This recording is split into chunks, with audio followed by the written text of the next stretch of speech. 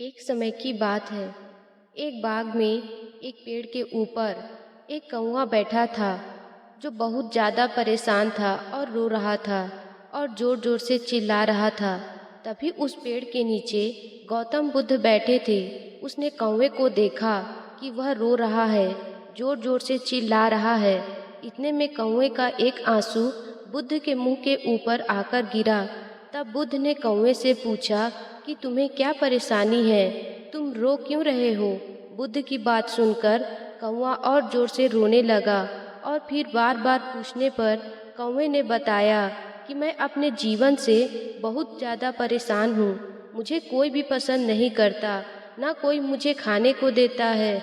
जब भी मैं किसी को दिख जाता हूँ वह मुझे उसी समय भगा देता है। मेरी जिंदगी जीने से अच्छा है मैं मर जाऊं। बुद्ध ने कौवे को बोला कि ऐसा सोचकर तुम परेशान मत हो, जैसा तुम्हें बनाया है तुम उसी में खुश रहो। लेकिन कौवे को बात समझ में नहीं आ रही थी। वह बहुत ज़्यादा चिल्लाने लगा और रोने लगा।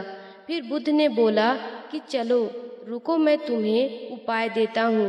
मैं तुम्हें उपाय देता हूँ, हो सकता है उससे तुम्हारी जिंदगी खुशी से भर जाए। यह सुनकर कौवा बहुत खुश हो गया और उसने बुद्ध से कहा, बताइए यह कैसे हो सकता है। तो बुद्ध ने बोला, अगर मैं तुम्हें कोई और पंछी बनने का मौका दे दूं तो क्या तुम बनना चाहोगे। तो कौवे ने कहा कि मैं श्वान बनना चाहता हूँ, क्योंकि उसे लोग पसंद करते हैं और वह काफ़ी खुश रहता है। यह सुनकर बुद्ध ने कौवे को बोला, चलो ऐसा करते हैं, तुम एक बार यहाँ जाओ और श्वान से जाकर मिलो और पूछो, अगर वह अपनी जिंदगी से खुश है तो तुम मुझे आकर बताओ, मैं तुम्हें श्वान बनने का वरदान दूंगा। यह सुनकर कौवा खुश हो गया और वहाँ से उड़कर चला गया। काफ़ी दूर घूमने के बाद उसे श्वान मिला। उसने देखा कि श्वान शांति से पानी में तैर रहा है। वह सफ़ेद रंग में कितना सुंदर लग रहा है।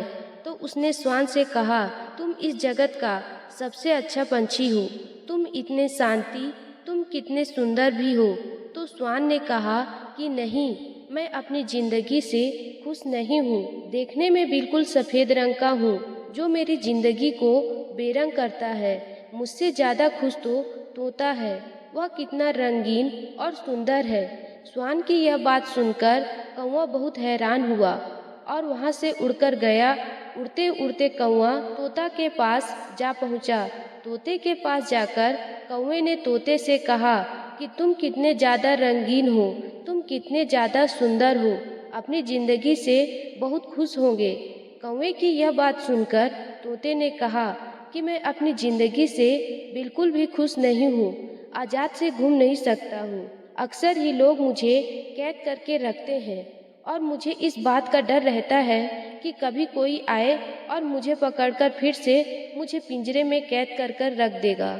इसलिए मैं बिल्कुल भी खुश नहीं हूँ।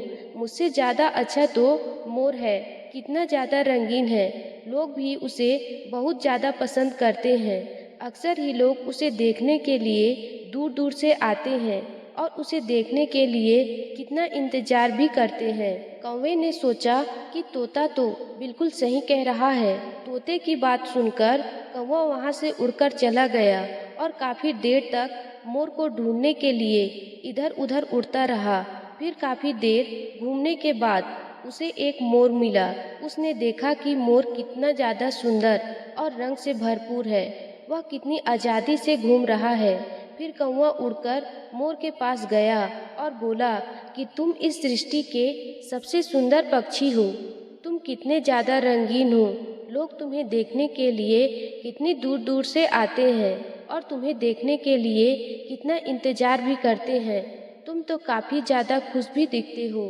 कौवे की यह बात सुनकर मोर ने कहा कि नहीं, ऐसा बिल्कुल भी नहीं है। मैं अपनी ज़िंदगी से बिल्कुल भी खुश नहीं हूँ, क्योंकि लोग उसे देखने का इंतज़ार तो करते हैं और जब लोगों को मौका मिलता है तो वह मेरे रंगीन पंखों को तोड़ लेते हैं और अपने घर पर सजावट की कोई चीज़ बनाते हैं।